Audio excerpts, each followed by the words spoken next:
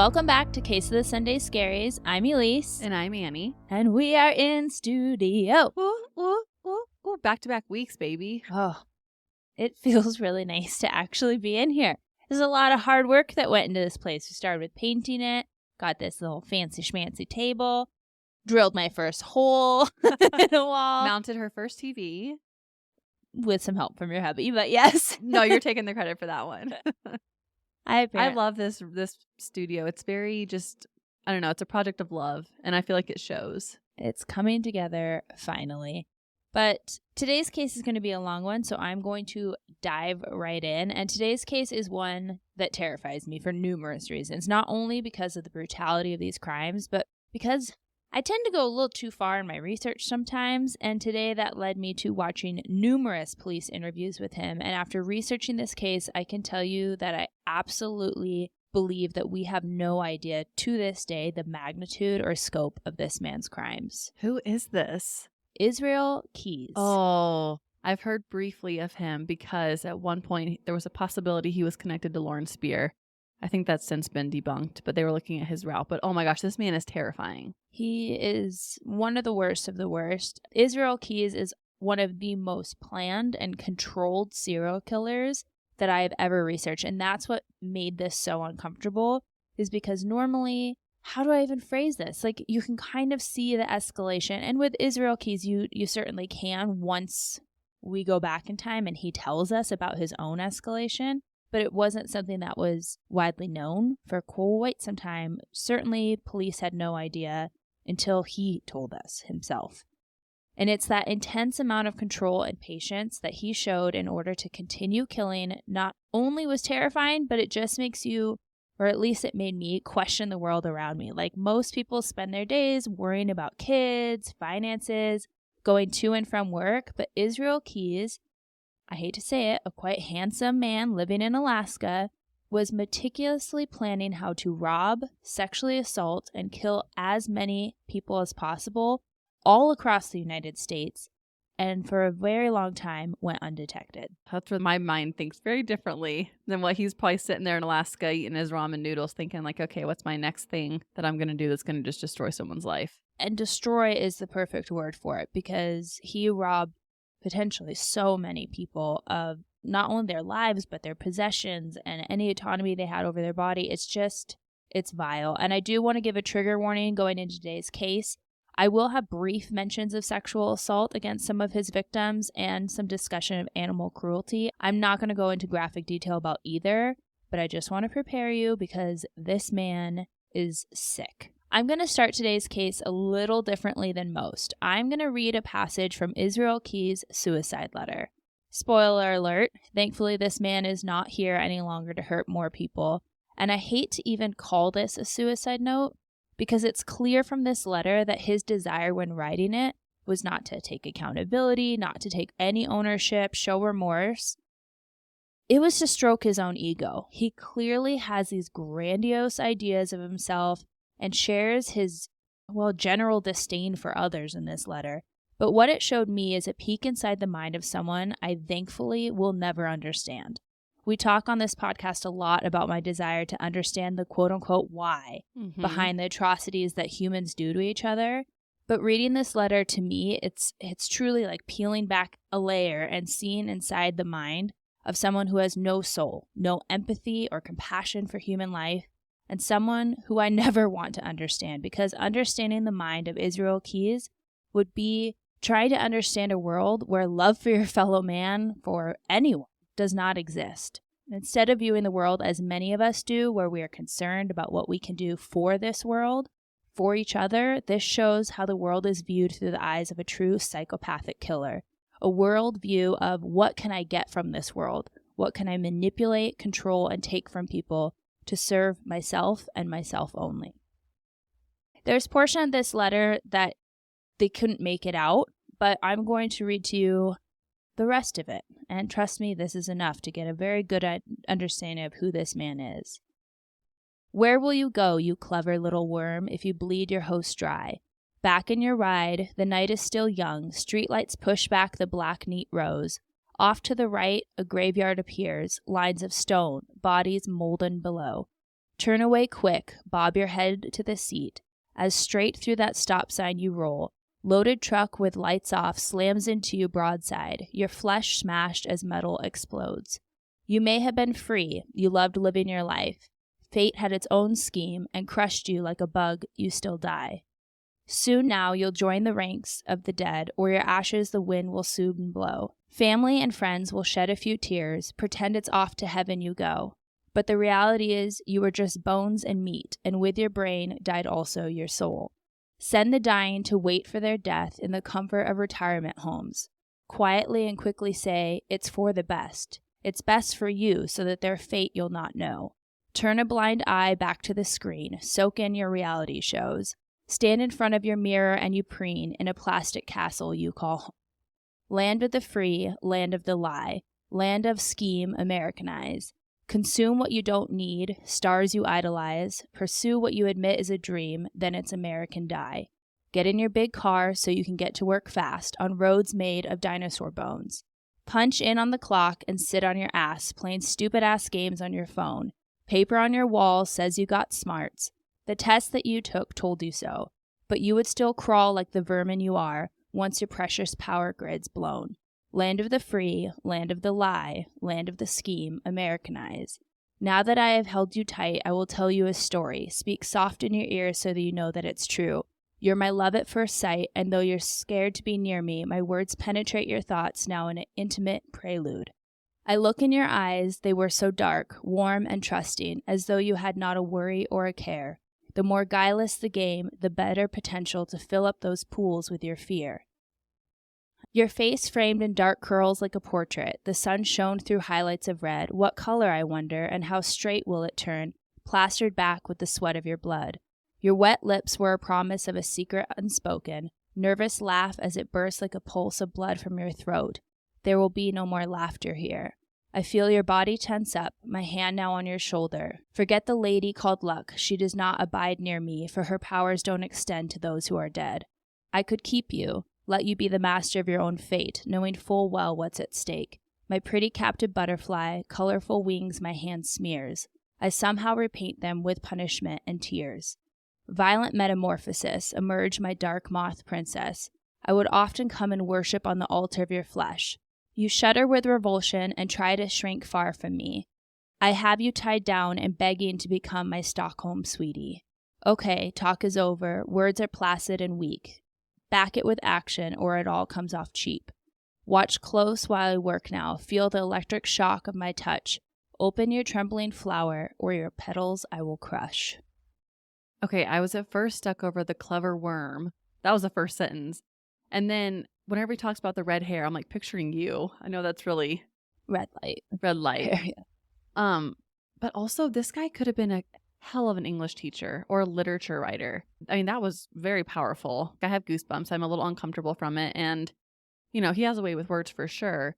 But I'm confused on the letter. So you said it was a suicide letter. Because it sounds like he's writing it to someone, like a lover or something. Basically to his victims and taking ownership of like, I had control over you.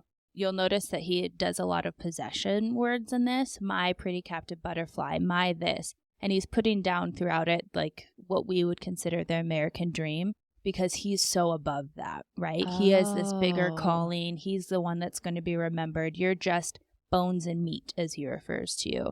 So it's showing his just disdain for our culture, our way of life, but also human life is nothing to him, and that he is the one in control and can take it in a moment. Oh, that's deep. And you did such a good job reading that. Like, your voice was so beautiful. I'm just like, the fuck is happening?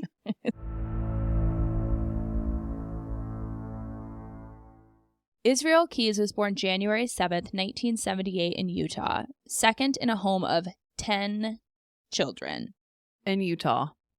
Well, you guessed it. Yeah. His parents, Heidi and John Jeffrey Keyes, had some interesting and very problematic beliefs. They raised their children in the Mormon faith, which isn't the problematic part. I should just preface when I say that. But when Isreal was 5 years old, they moved to Colville, Washington, and his parents were very untrusting of any sort of government entity and modern medicine, which is why all the children were born at home, and their home was a one-bedroom cabin. With 10 kids? How? That doesn't add I up. understand that in many cultures, like even just having a home is wonderful. But my brain immediately goes to like, where did they sleep? My brain goes to bunk beds. I want to know where the bathroom was. So I did research that. Because they didn't trust government entities, they had no running water or electricity. Basically, if you think of conspiracy theorists with like the tinfoil hat, we have just described his parents. They were living off the grid. Very much so. And the parents ended up separating from the Mormon church. And here's why I call their belief systems into question. They joined the Christian Isreal Covenant Church. If you aren't familiar, that church is a fundamentalist Christian identity church that practices white supremacist ideology. Oh, boy. I obviously know the disgusting rhetoric of white supremacy beliefs. I think we all do. Geez, especially recently. But I didn't know what Christian identity was. So, of course, I got to Googling, and yeah, it's not great. So Wikipedia explains that Christian identity beliefs began to develop in the early 1900s by authors who regarded Europeans as, quote-unquote, the chosen people, and regarded Jews and non-whites as the cursed offspring of Cain. If you went to Sunday school, you probably know who Cain is. He was one of the sons of Adam and Eve, didn't do very good things. So they believed anyone that wasn't white, anyone that was Jewish, was part of the serpent hybrid, referring to the devil as the serpent. Wow. Pretty strong belief systems strong here. Beliefs and a lot of little brains to corrupt. 10 kids, like they have all these interesting thoughts. At a very pivotal age, Mm-hmm. they are being open to this ideology that, frankly, is disgusting.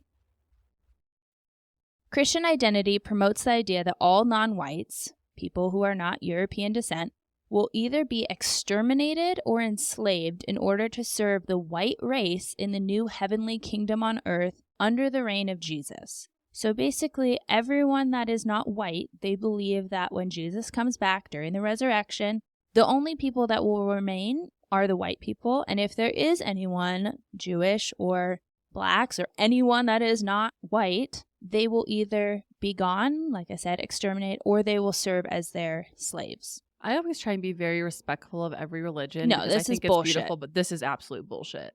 Its doctrine states that only white people can achieve salvation and enter paradise, or as we call it, heaven. So yeah, not a lot of great things being taught to young Israel. And I have said this numerous times, we can always feel bad for the child. I do not feel bad for the adult. And in Israel's case, I'm not sure I feel bad for either version of him. Now, Annie, we've done this a couple times now. I think this is episode like 35, 36, which, air high five for. Very exciting. But during that time, I think we've come to realize that there's a couple precursors that we look for when doing research, right? So what are some of the behaviors that we'd be worried about with a serial killer? Sexual abuse. Mm-hmm. Any kind of physical abuse. Abuse in general, I think, is always a huge red flag. Killing animals. Mm-hmm. Oh, is he doing all this? Mm-hmm. I'm missing a big one. Strike a match. Oh, pyros, like fire? Arson. Arson. Mm-hmm. So arson, hurting small animals. Obviously, you said any like abuse, whatever the category that abuse falls under, and just tendencies towards antisocial behaviors. Well, Isreal Keyes definitely checked off some of these boxes. Where was he in the sibling line? He was second out of 10. Wow. Okay, so he was one of the older ones. Mm-hmm. Real great role model these kids had. Obviously, living in a remote cabin with no modern-day creature comforts, the children were put to work basically to survive. And I don't think there's anything wrong with that. I can get on board with someone wanting to live off the grid. They hunted and foraged for their meals. They worked on local farms for extra money. Well, now there's shows like Alone where they literally go to Alaska and they try and live off the land, live off the grid. I support that for sure. And it's also kind of nice to think that everything they have at the end of the day they worked for. That's admirable. I can totally give praise for that. Not their religious beliefs at all. No. But here's the problem. While the rest of the kids are out hunting, Isreal was also with them. And he began a different sort of fascination with killing. It wasn't to survive. He admits to skinning a deer alive in front of church peers, and rightfully so, the kids were so disgusted by him and began trying to actively avoid him, as would I. Absolutely. That's horrific. And He's a kid. Do we know what age he was whenever he started doing these? He talks a lot in his interviews. He keeps mentioning the age 14. I'm going to guess, and this is just my guess, there's nothing to back this up, that some of this probably started before that. But Like age preteen. 14 is probably when he did something that we'll get into later against another human, and maybe that's what stuck out to him. Isreal later would describe this time in his life as when his antisocial tendencies really took hold. He knew from the age of 14, as I said, that's kind of the number he keeps going back to, that what he thought was normal and okay, no one else really thought was normal and okay. And so in order to keep his interests a secret, he kept mostly to himself. He would start fires, there's the arson coming into play, in the woods and break into houses just for sport, basically, to see if he could get away with it. I'm not going to go into detail here, but there was also an incident of torturing, probably many incidents of torturing small animals, but there was one involving a cat that was depraved, to put it lightly. I'm not going to go into details. Take my word on it. It's just absolutely sick. And the people around him described it as like he was chuckling at this cat's torture, basically. And everyone around is going like, what the heck is wrong with this kid? Yeah, there's a lot of those early signs that he's starting to show, especially at a young age, even if we don't know the exact number. He's a preteen or a teenager, and that's really concerning. This is the time that if they were part of modern day society, I would highly recommend that you go and get your son a very invested team to help with his mental health, because something has gone way off kilter here. And this might sound like praise for Isreal from me, but believe me, it's not. But kind of to your point earlier, I would be interested to know what his IQ was, because while socially he was completely inept, he seems to master almost any task put before him that didn't require social skills. At the age of 16, he had become such a skilled carpenter that he single-handedly built an entire cabin for his family. That's impressive. And it's so frustrating, like you said earlier, because throughout my research, I kept thinking if he applied just half the amount of time and intelligence he did into all these horrible acts into something creative. He could have been someone amazing who we're talking about in a positive light. Absolutely. He probably could have done a lot of good in the world, but unfortunately, Isreal has no ounce of good in him. Now, Isreal may have separated himself from his peers, and likewise, they did not want much to do with him. Rightfully so. But it seemed that he desperately sought his parents' approval. But when he could not live up to their very strict religious views, he told them, you know what, I'm an atheist. Whoa. Which to them probably didn't go over so well. No, that was like probably the worst thing they could have heard. Yeah, to them this was unforgivable, and they kicked him out of the house, told his siblings they could never contact him. Like, this was a slap in the face to his parents' way of life. And it was this time in his life that Isreal became interested in Satanism. And I'm not going to talk about anyone's religious, whatever you want to believe, great, as long as it's not hurting anyone else. Clearly his parents' religion is deeply going to hurt someone else to tell people that somehow your race is better than another. But he took it a step too far. And he wanted, and got the idea that he wanted to perform a ritualistic killing. Oh, even the term of that is like very bad. Very bad. Wherever this part of the story is going. I'm going to sort of interrupt myself here and tell you that a lot of information about Isreal's crimes come from his discussions with investigators. I've told you that Isreal was incredibly smart, and he put a lot of effort into making sure his crimes would not come back to him. So, like I said, the extent of his crimes is not known even to this day, but I just want to point out that he had a very high opinion of himself. So there's no way to know if he's exaggerated the scope of his crimes, maybe he even under-exaggerated, maybe he was making things up for shock value. But I do tend to believe him because not only does it show a pattern of escalation the way he laid it out to investigators, but he was so calculated in the information, the little bits and pieces that he gave. So take this all with a grain of salt, right? This is mainly from Isreal. There's certain things, and I'll tell you when we get to parts of the cases that have been confirmed, but we need some proof to really validate what he's saying. Right. But you'll see throughout this case, he was very careful, and I hate to use the word cunning because, again, it sounds like praise. But even though he did these horrible things, he tried to frame certain things in a way that maybe the public or his family would still have an ounce of like reputation intact. It's like maybe he had a little piece of I don't really want to be bad, but no, like, no, I'm not saying it that way. It's all about Isreal, and the only thing that seems to bother him is how others might view his crimes. I think he was very uncomfortable with the notoriety, which was a little bit different than a lot of people that are like, I want to be on TV and I want to be known for, going down in this thing of glory. But we're getting ahead of ourselves. Just everything I say about this timeline, I will let you know if it's been confirmed or not. But a lot of this is because Isreal had to give the detectives his account of what happened. When Isreal was 18 years old, he saw a girl tubing down the Deschutes River in Oregon. He admits to stalking her from the tree line before violently sexually assaulting her at knife point. He had originally planned to kill her. Remember that whole idea of his that he wanted to perform a ritualistic killing? But thankfully, he let her go.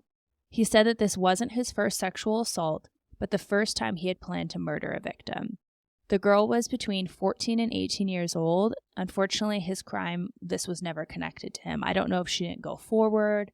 I'm not sure what happened there, but they haven't been able to officially tie like a person to this. That's horrible. So she was just on a tube going down a river, and he basically snatched her out summertime, of the probably water. having a drink with like your friends, sitting on your inner tube. Like we did that all the time in North Dakota. That's like unimaginable. And then someone comes out from the woods. It's my nightmare.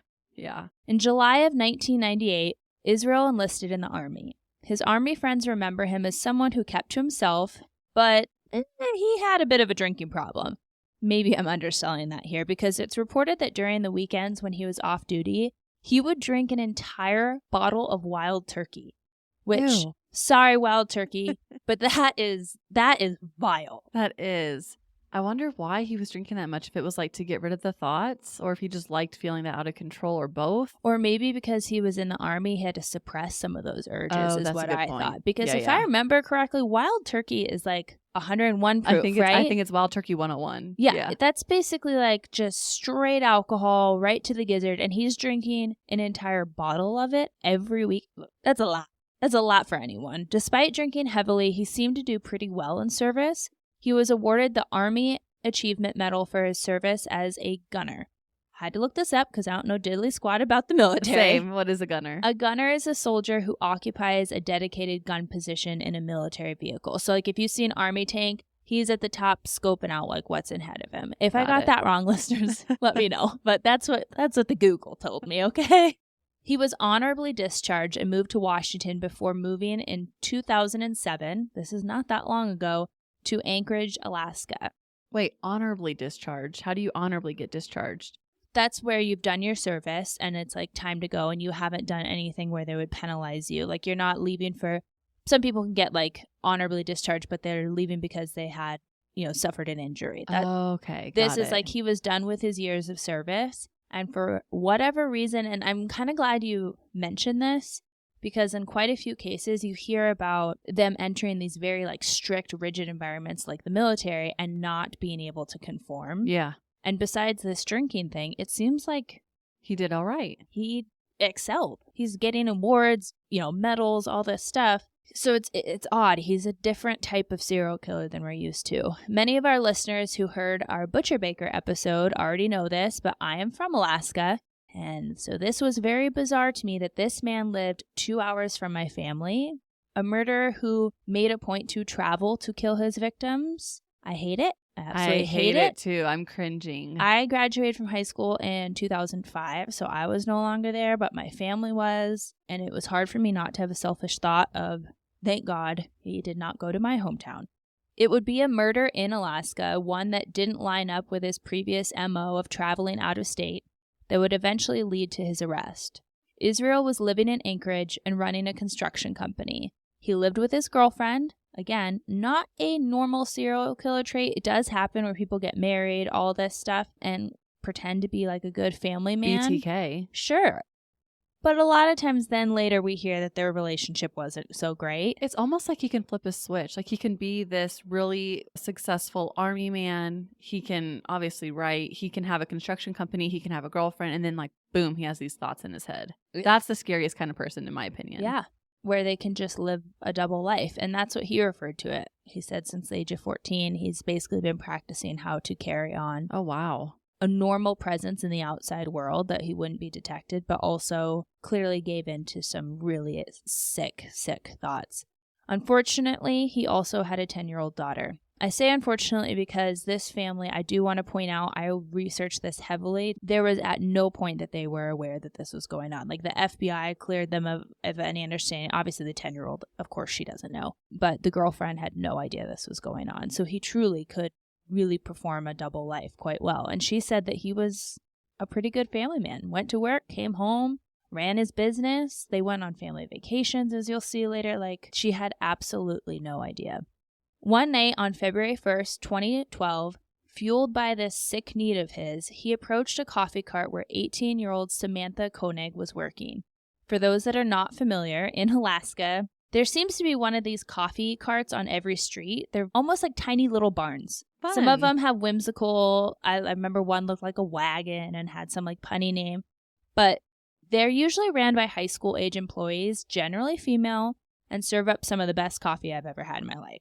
When I was in middle and high school, it was, the popular girls who worked at these stands. It wasn't Starbucks on your morning coffee cup that was coveted. It was truly getting like these frothy frozen drinks from the stand. You'd walk into school like, I just spent like $10 on this thing. They sound really good. They were pretty good. They were really good, actually. I didn't even like coffee at the time, but you bet I learned then to like it and guzzle these down to fit in with the cool kids because everybody had one. I point this out because these carts, while they were a popular workplace, it also meant that there's young females working usually in pairs or by themselves in these small carts. This was the case for Samantha. She was a gorgeous 18-year-old and was winding down her workday around 8 p.m. when Isreal Keyes walked up to the window, pointed a gun at her, told her it was just a robbery, and instructed her to turn off the lights inside the coffee cart. As soon as the lights were off, and this is all on surveillance, you can actually watch this, he climbed through the window, binding her hands, stuffed napkins into her mouth, and led her out the door to his pickup truck. I will say that Samantha had no intentions of going with this man, and she did actually escape just briefly, but he ended up grabbing her again. And during the drive, he reassured her, "I'm not going to hurt you. I'm just going to hold you for ransom." Ugh, that's so scary. So she's just working her day, making her little frothy drinks, and then I feel like anytime anyone's held at gunpoint, they're going to do whatever is asked. Absolutely. I mean, I honestly would too. Like, I'm not going to lie. And you don't even have to show me again. If you just make me nervous, I'm probably going to try to appease and like go along with it to like buy my time to figure out how to get out of this situation. It's terrible. I did watch the surveillance video. While it doesn't show everything, you can just tell immediately she's like happy going about her day, and then in an instant, everything changes. And I'm assuming this wasn't necessarily a busy time of day or the busiest of streets. No, who's getting coffee at 8 o'clock p.m.? And you got to realize Anchorage is, yes, the most populated part of Alaska, but it's a big area. It's very spread out. So like the city of Anchorage might only be a few, city miles. But then Anchorage itself, like city limits, is way wider than. Well, Anne, what month was this in? This is in February. So it's dark as can be. Very, very dark. Okay. Yeah. There's not a light in the sky unless it's the moon. He brought her to his house where she remained tied up until around 2 a.m. Why did he keep her there so long? Probably freezing in the Alaskan winter in the back of his truck? Because he had family inside. Isreal had to make sure that his daughter and girlfriend were fast asleep before he could go about his dirty deeds. He then pulled the shivering Samantha from the truck and brought her into his tool shed and restrained her by the neck. I just showed Annie a picture. Of course, we're going to put it on our Instagram at A Case of Sunday Scaries. This tool shed is not blocks and blocks away. It's literally right next door, like a few steps away from the front door. Absolutely. It does have a separate entrance, so it's not like the house is connected. This sicko then went inside, again making sure his girlfriend and daughter were sleeping soundly, poured himself a glass of wine, and went back out to the shed. I don't know why this one thing that just seems like such a human thing to do, like you get home from a long work day, you pour yourself a glass of wine to wind down. I don't know why this stuck out to me, but maybe it's just like another example of something that we would normally do in our daily lives, that even just this small thing with him is so sick. It is odd because like we typically think of having a glass of wine to either calm down or go out and party, and it's like what he's probably about to do.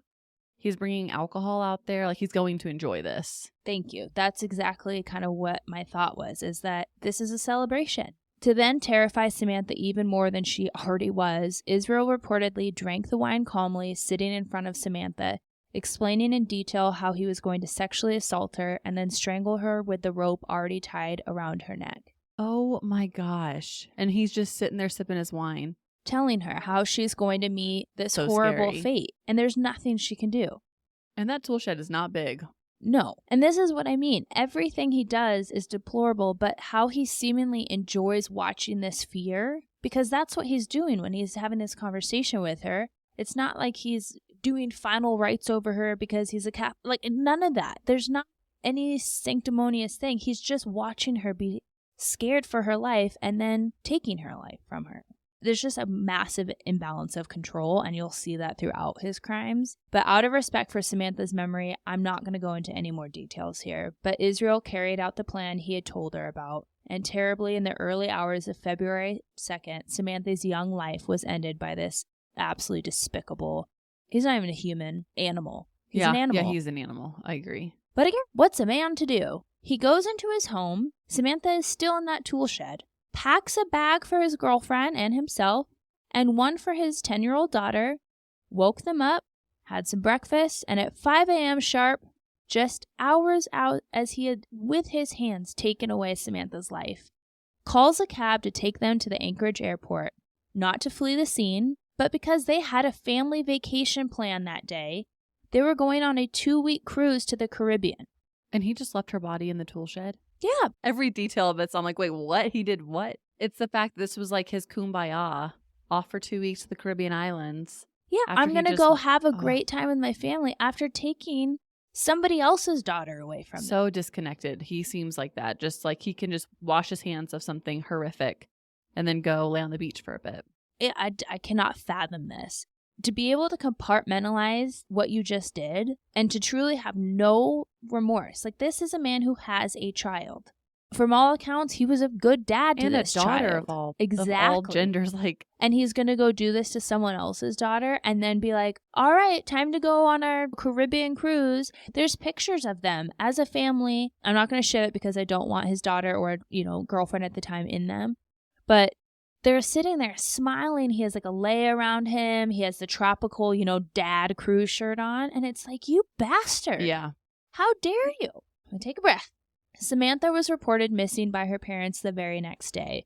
And while there was camera footage of what happened inside the coffee cart, Isreal had masked his identity enough, and with the lights also being off, it was pretty useless as far as identifying her kidnapper.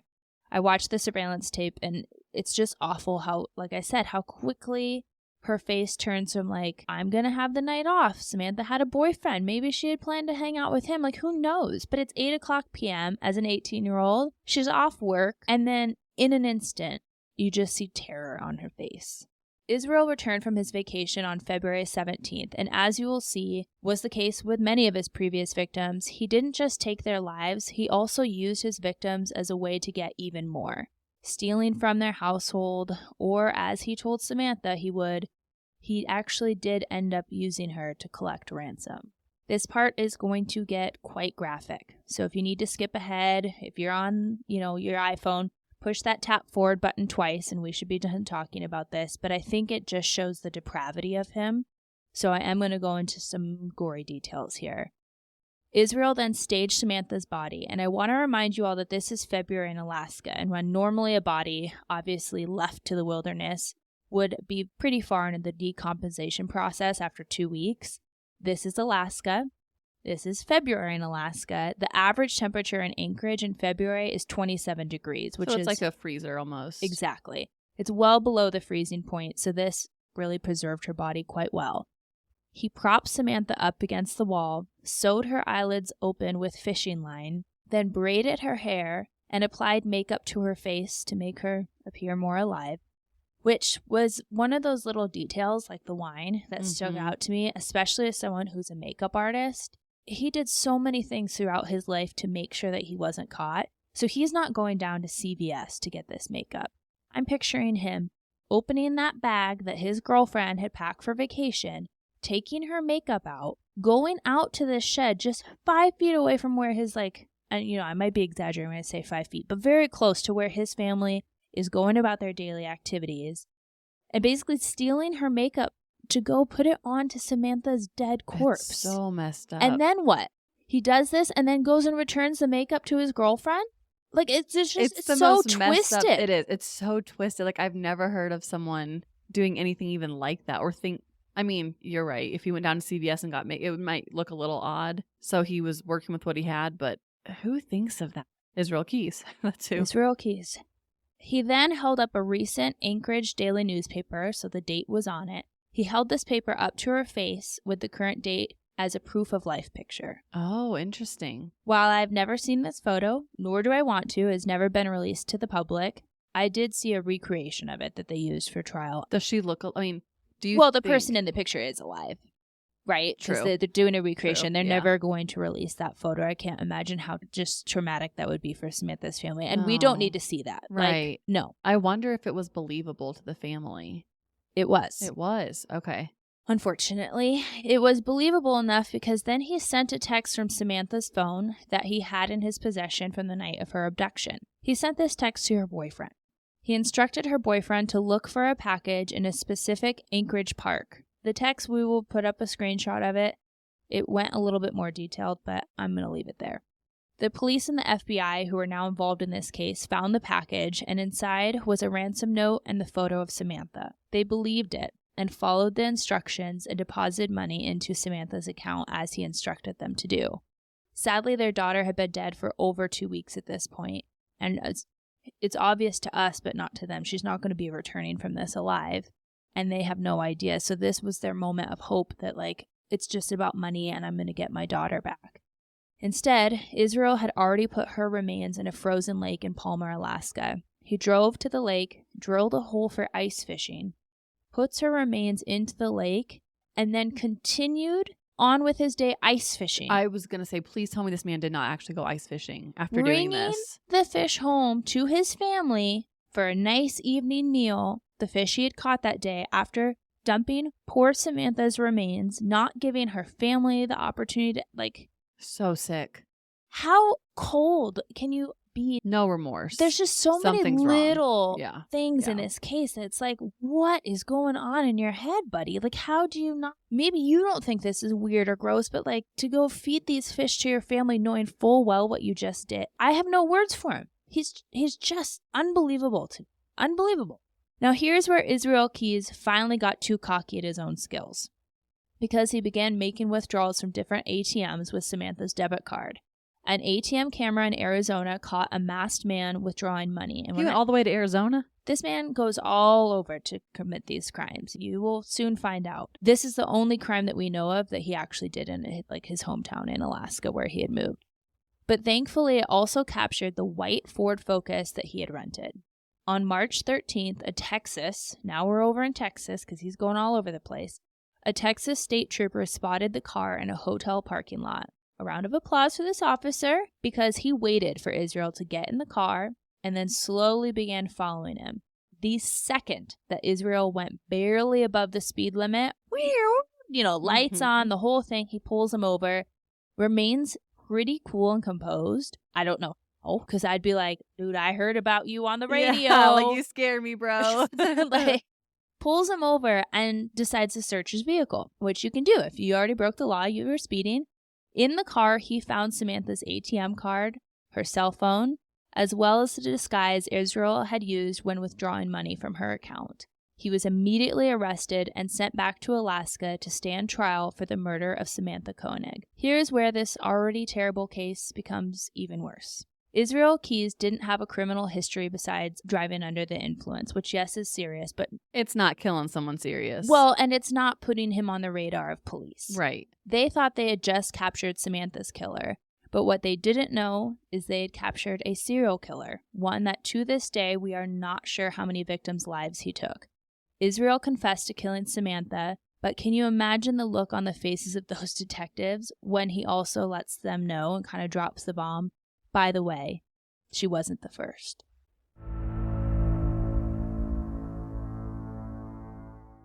Isreal Keyes had begun his killing spree in 2001, 16 years before the murder of Samantha.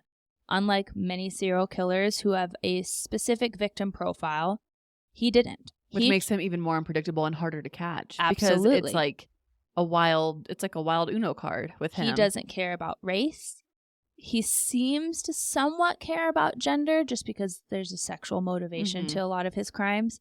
But that doesn't mean nothing like that. Absolutely nothing. It's just a crime of they were in the wrong place at the wrong time. But that's so scary. Even more, yeah. It's even more scary somehow. It also would make them incredibly hard to tie back to him, right? Because he has it's not a revenge killing. It's not, we all know this. We've researched enough of this. You start investigating the people closest, when someone is murdered. Who did they know? What enemies did they have? And these people didn't know Isreal. And typically serial killers have a profile of like, okay, they go for this hair color, maybe every year on the same date it strikes. But for him to be so sporadic and unpredictable, no wonder they didn't catch him until Samantha. Right. And before Samantha, he had never killed close to his home. In fact, he had numerous kill kits. If you've heard the name Isreal Keyes, you've probably also heard about his kill kits. This was kind of his own particular MO, if you will. He would buy weapons and tools that he would use for these crimes and hide them all over the country. He would pay cash for these items, cash for plane tickets, and he would take the battery out of his cell phone before reaching his destination to further avoid detection. So he was never in the same car, he was never in the same place, and he had these kits whenever the mood struck him. And he was using cash. Yeah, whenever the mood struck him, he would go and dig up one of these kits, and then the first person that crosses his path, you're donezo.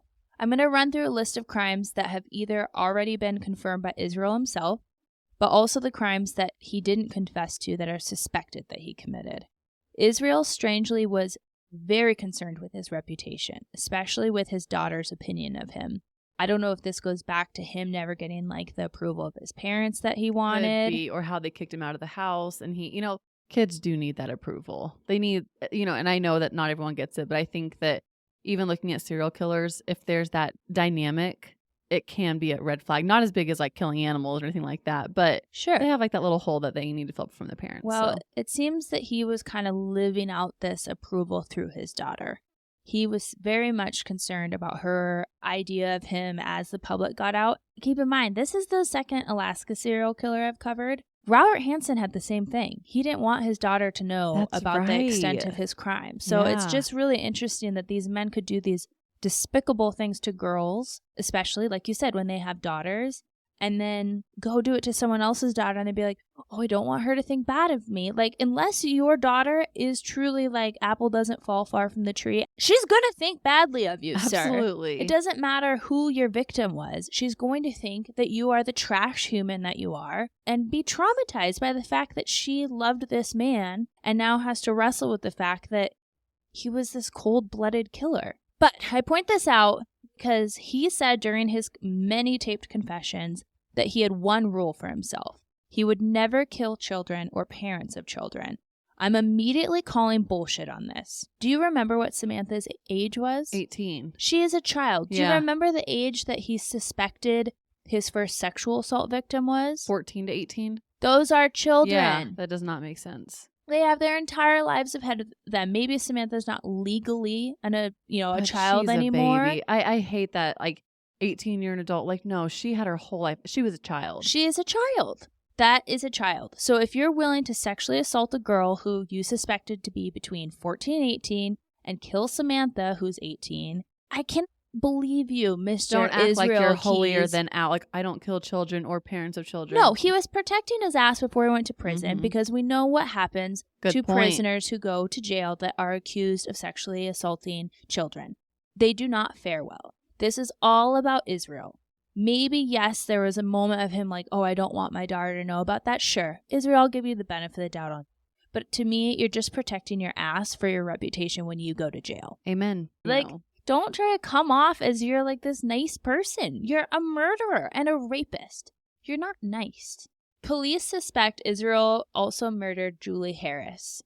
Thought you were mad before, wait to get even more mad, because sweet Julie Harris, was a 12-year-old Special Olympics medalist in skiing who disappeared from Colville, where he lived at the time of her disappearance. She was a double amputee whose prosthetic feet were found at the Colville River a month after her disappearance. Her remains were found a year later in the forest.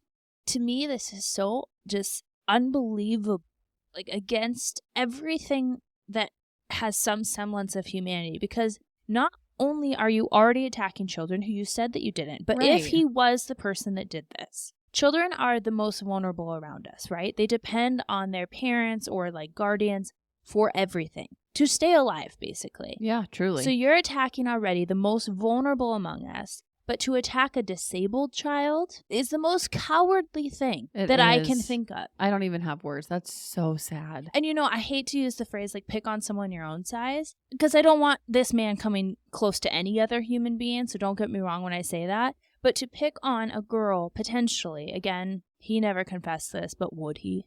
No. I don't think he would. I don't either.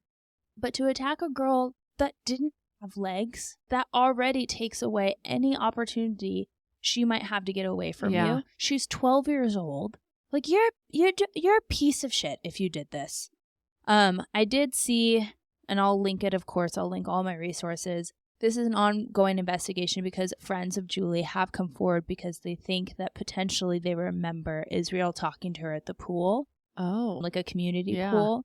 But, of course, it's been quite a few years at this point. And from the note earlier, he's dead, right? Oh, yeah, he's exactly where he is. I'm just having to, sorry I'm doing deep sighs and breathing during this, but this man just really, there's so many small details about these cases that just... This is a wild one.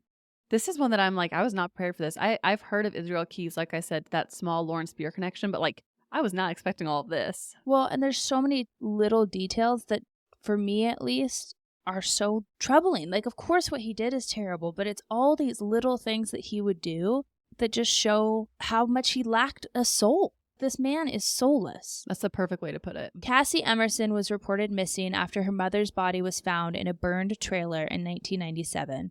Cassie's remains would be found a year later, 13 miles from her home. Again, a child under the age of 18. Isreal never confessed to killing either girl, but he admitted his first arson was a home that was a trailer. So you guys can be the judge of that. Unfortunately, I doubt that case will ever be formally tied to him, but police suspect that since he was in the area, this goes along with his pattern of arson, with attacking young girls, even though he said he never did. And with unpredictability, because if they're having a hard time connecting it to him or looking, it's he did what he set out to achieve, because you can never put your finger on this guy, I feel like.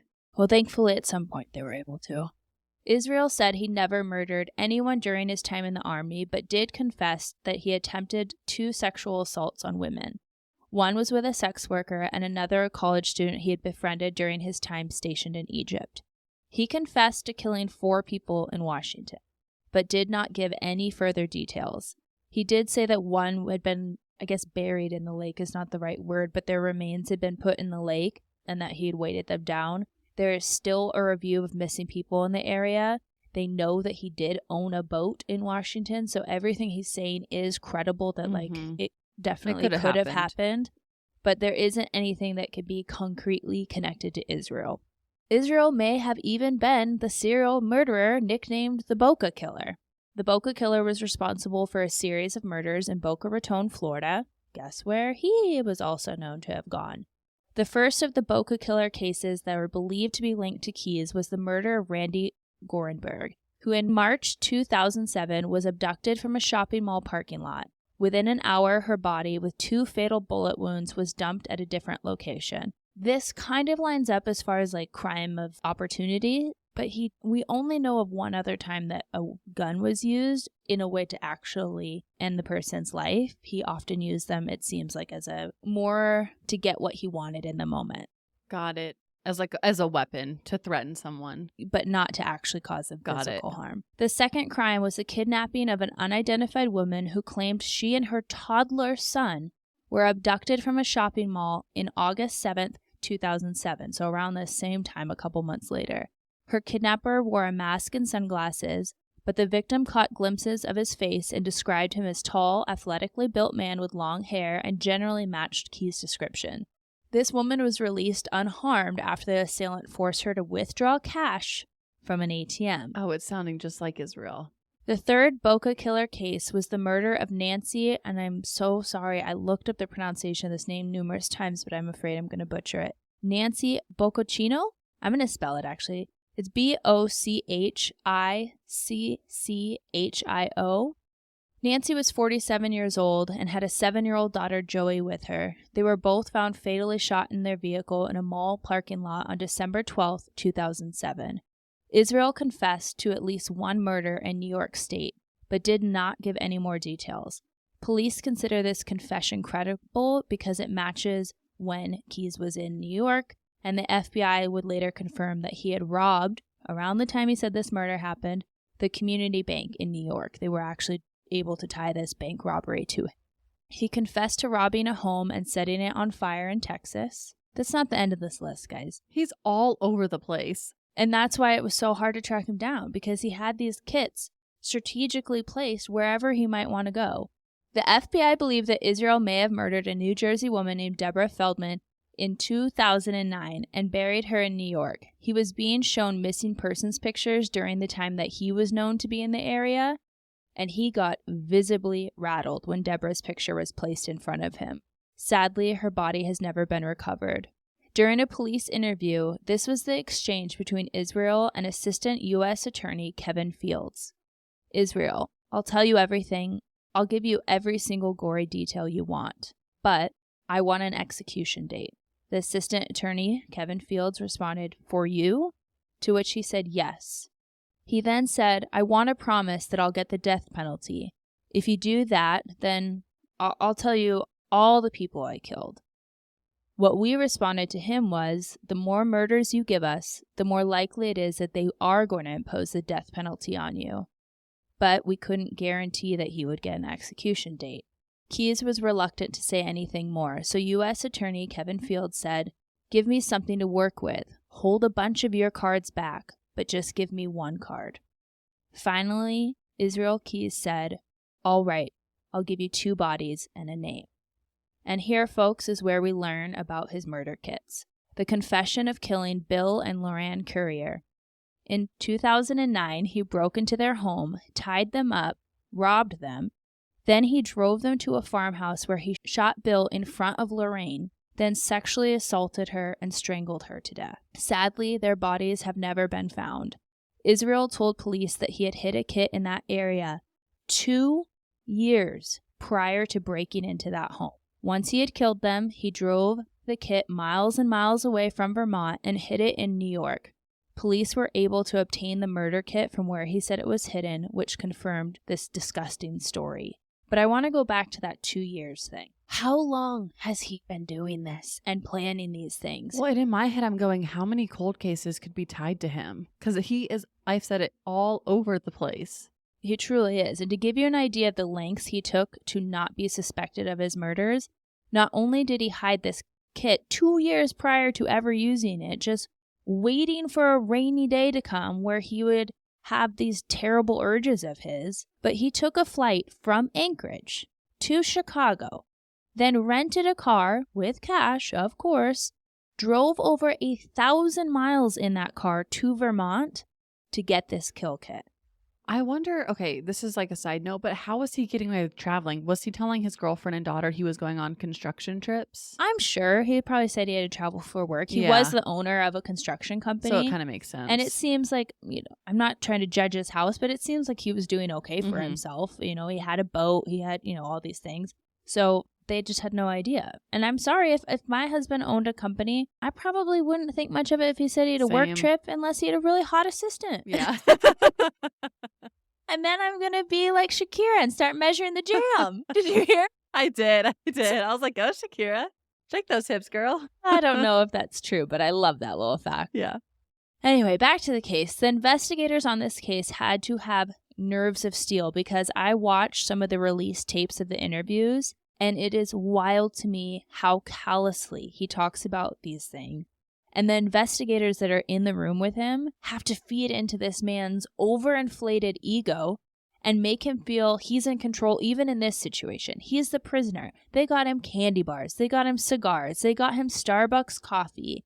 They were getting him whatever he wanted to feed into his ego of like, you're still in control here, buddy. You tell us what you're ready. We're just going to sit here and listen to you. Those are some good cops then. Absolutely. But could you imagine being the investigator? I'd like, what if you had kids of your own and you're sitting there like, this man could have done this to my child, my son, my daughter. And you had to sit there and like placate him with his Snickers candy bar. Apparently he had a real thing for Snickers and that's what he kept asking for. You're not yourself when you don't have a Snickers. I don't want Isreal Keyes to be himself. No. Keep the Snickers away from Isreal Keyes. Thank you very much. I think the only thing that probably comforted the investigators was like, he is here. He is locked away, right? He's not out on the streets continuing to wreak havoc. That'd be a small piece of comfort that probably helped them get through those sessions, but I cannot imagine. I couldn't do it. I really couldn't. I would be flying over that table and doing not so Elyse things to that person. I can picture it. Again, I am not someone that chooses violence, but it would be very hard, even as someone who's not a parent, it would be very hard to sit in front of someone and hear them so casually describe how they hurt what I view as a child. An 18-year-old in my eyes, that is a child. Of course, it's sad that he did this to anyone, but I'd be climbing over that table to get to him. There's a lot of bizarre things like those weird requests for Starbucks and Snicker bars that surrounded his incarceration. From his seemingly uncharacteristic worry about his reputation in his daughter's eyes, and also his idolization of Ted Bundy. He really looked up to that man, even managing to attempt a courtroom escape exactly the same way Ted Bundy did. Thankfully, he was apprehended right away in the courtroom. He didn't get very far. But to go back to our episode about another Alaskan serial killer, Butcher Baker, when investigators asked Isreal if he knew about Robert Hansen, aka the Butcher Baker, and I listened to his voice when he said it, and I will do my best impersonation of it here. When they asked him if he knew about him, he reportedly got very animated and responded, "Yeah, I know all about him. I probably know every single serial killer that's ever been written about. It's kind of a hobby of mine." Red flag. Well, here's the thing. We're sitting here saying that we do a true crime podcast. But here's the difference. Red flag. No. We are not idolizing these people. Right. I want to talk about the victims. I want to talk about mental health. I want to talk about what is going on to these people that are being attacked for no reason, to these innocent people. But he, on the other side of the coin, is probably the one that would be getting like tattoos of Ted Bundy on it. Yeah, we don't get giddy whenever we talk about his cases. We're usually mad or really sad. And he seems like he was very excited when he did a ton of studying. He read Mindhunter. He really enjoyed trying to find out the why. But unlike us trying to make sense of something senseless, he might have just been studying up how to get away with it and what they caught, which makes me think of the Idaho case, but I'm just going to put that out there. All right, off my little tangent.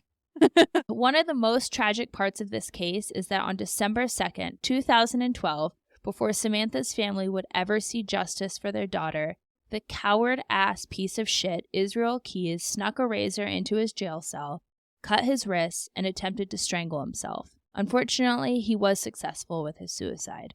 Beneath his body was the suicide letter that I read to you at the opening of this episode. Unfortunately, there's parts of it that we can't read because it was soaked in his blood. Drawn in his own blood on another paper found tucked beneath his bed was 11 skulls and a pentagram with the words, "We are one," again written in his blood. 11 skulls. It's believed that these skulls were the last clue left by Isreal Keyes, and that the pentagram represents his last victim, Isreal Keyes himself. Wow. Before we go into your thoughts on this, I do want to point out, and I wasn't going to include this, but I feel like I have to. I just didn't know how to word this. They infer from this last drawing of his in his own blood that there's 11 victims. That was his last claim, his last clue to police. However, he lived in Alaska. He drove the Alcan Highway quite often. For those that you don't know, that's the one highway we have connecting us to what we call the lower 48. They asked if he ever did any crimes in Canada, and he said Canadians don't count. Oh. So I throw that in not because I have a shared belief. I love y'all, and I love some poutine, okay? Keep it real. Keep it real. But what this might be referring to is that there's 11 victims from the U.S. Who knows if there's more. Wow. I don't get why he wouldn't think Canadians are I have no idea. Maybe they're just like so nice and pleasant. I don't know. None of it makes any sense to me. But what haunts me about this case is we will probably never know the scope of his crimes. The families may never have the answers that he took with him into death. When I opened this episode, I read parts of his suicide note, and I did that because it shows just how little he regarded human life. And even in his own death, he selfishly took all his secrets with him. Secrets that could have given these families answers about their missing loved ones. Obviously, we hope that tips come in still, right? This wasn't that long ago. Maybe someone will unearth another one of his kill kits because they are out there. Maybe he'll leave a piece of hair at a crime scene and we can use some new DNA testing or something. Here's hoping. But I just hope that someday they have closure and that they can tie this to him. But if you guys, for some reason, happen to know anything about the cases that we talked about today, the FBI desperately is still looking into this case. They want to tie anything they can, not because to give him more fame, more, what's the word? Infamous, make him infamous. But because these families deserve answers. Absolutely. So the FBI tip line is 1-800-CALL-FBI. Pretty easy to remember. That is easy. Wow. I think we should all know that line just in case. But obviously, if you were in some of these areas, Texas, Arizona, New York, Vermont, like the list goes on and on, Alaska, for Christ's sakes, and know anything that could help get this family their answers, they are desperately still seeking tips. Well, that was a wild one. This is why I don't cover serial killers, because I just can't. I sit here and I'm like, who else is they're around us in everyday society. I mean, Isreal Keyes was like your average Joe. Yeah, and I'll post pictures of him. We say all the time, like, these aren't people that, sometimes they do look like the boogeyman, but this is a handsome guy. Like, if he walked past you on the road, handsome. At that time, with his look, I'd be like, okay. Yeah. Hi, Isreal. It's like they're just among you. And like you said, and this guy to me really stands out because the reasons he got away with it for so long. It seems like he never did it even in the same state twice as he got further along in his like horror career. I guess that's the best way to put it. That is a good way to put it. Yeah, he's unpredictable. And still, all right, kids, pack up the bag. Like, we're going to Disney cruises. I wonder, like, I feel like with Samantha, thankfully, he was pretty sloppy whenever he was using her ATM card. I wonder if he wanted to get caught, if he was over it, or if he really slipped up that bad. I think you're giving him too much grace because for him to want to get caught, that would show, I mean, he was still pretty young at the time, that would show some bit of remorse for what he was doing. And his daughter was still young at that point. So he had this big, I want to make sure my daughter like doesn't hate me kind of thing. So yeah, you're right. I mean, thankfully, I will never be in the mind of Isreal Disgusting Man Keyes. Whenever anyone starts a letter with "you clever worm," I don't want to be in that mind either. No. And it's just, there's just not words to understand or try to even, I don't want to understand him. I guess that's it. I don't want to understand him. I don't want to understand this man because to even understand a little bit of him is to understand darkness that I don't ever want to know in my lifetime. And it just makes me mad that this man was able to so calculate and fool so many people for so long and have God knows how many victims out there, whether it was murder, whether it was sexual assault, whether it was robbery. Like, none of this is okay. But he also left behind a little girl who I remember being that age. My dad was my everything. And she went overnight from daddy's little girl to someone who is going to be stained with this man's name. And she had to grow up real fast, which is not fair to her. It's awful. And, they also, some of these families like Samantha's never got to see, of the things that he confessed to, never even got to see justice for him. Of course, he's no longer with us. We don't have to worry about him. But it's still not fair that they didn't get to see any sense of justice for their daughter, whose life he took and then kind of waved it in their face with this horrible picture. That's so sad. He's the most twisted man. Anyway, there's a couple cases I told you about that really kind of stick with you, and he is definitely one. Thank you for joining us. As always, if you want to follow along, we will be back here in your ear holes every Sunday, but you can follow us on Instagram at A Case of the Sunday Scaries. We will also be having a lot more places very, very soon for you to be following us and supporting this podcast. We love having you here. We will see you next Sunday, but as always, until then.